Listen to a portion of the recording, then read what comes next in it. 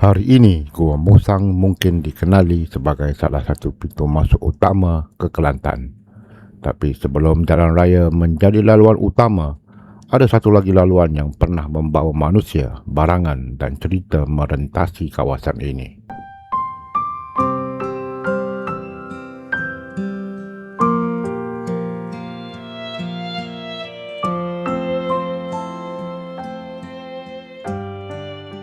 Stesen kereta api Gua Musang bukan sekadar tempat orang naik dan turun kereta api.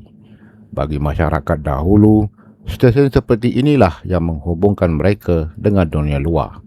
Dari Gua Musang, perjalanan kereta api membawa manusia ke bandar-bandar lain, membawa hasil bumi, barang keperluan dan masa yang sama membawa berita dari luar.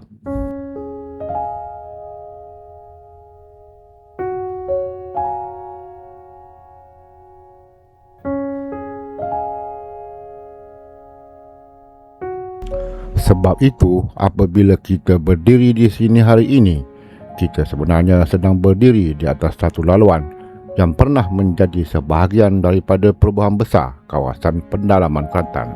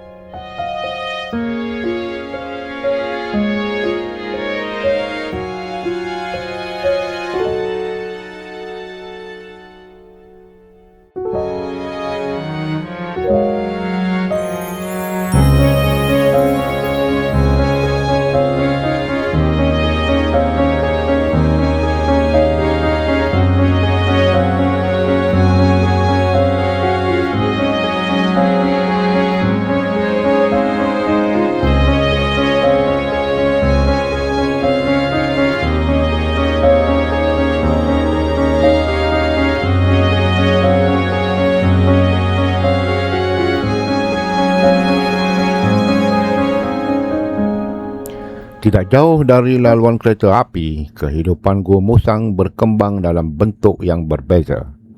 Sebuah pekan kecil, kedai-kedai, rumah, warung dan tempat orang bertemu.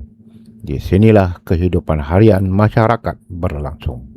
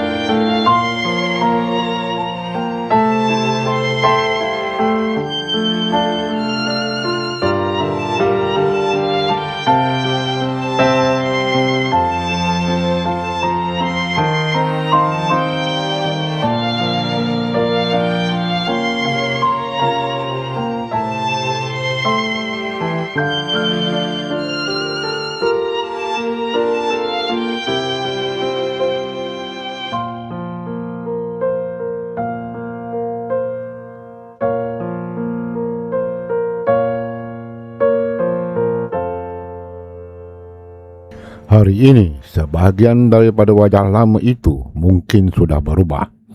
Ada bangunan yang masih digunakan, ada yang telah ditinggalkan, dan ada yang mungkin hanya tinggal kenangan.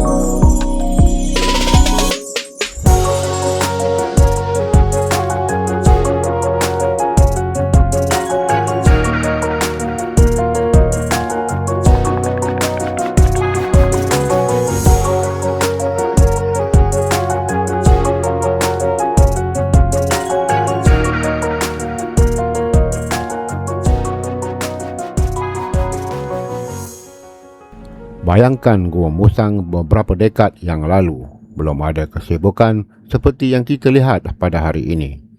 Pekan mungkin kecil, tapi bagi penduduk ketika itu, di sinilah segala-galanya berlaku. Membeli barang, berjumpa kawan, makan, menunggu perjalanan dan mungkin menunggu kepulangan seseorang yang datang dengan kereta api.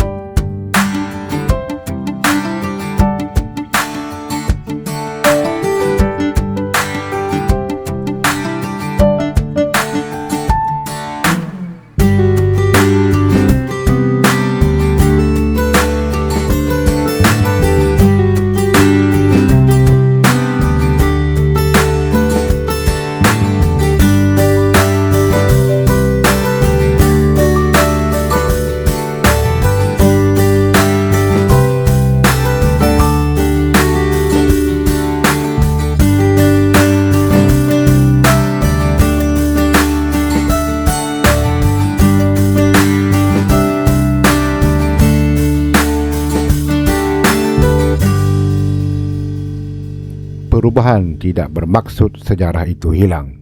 Selagi masih ada landasan, selagi masih ada bangunan lama, selagi masih ada orang yang pernah melalui zaman itu, cerita Gua Musang masih hidup. Saya Bro Andy dan ini adalah Street File. Jumpa lagi di dalam episod yang seterusnya.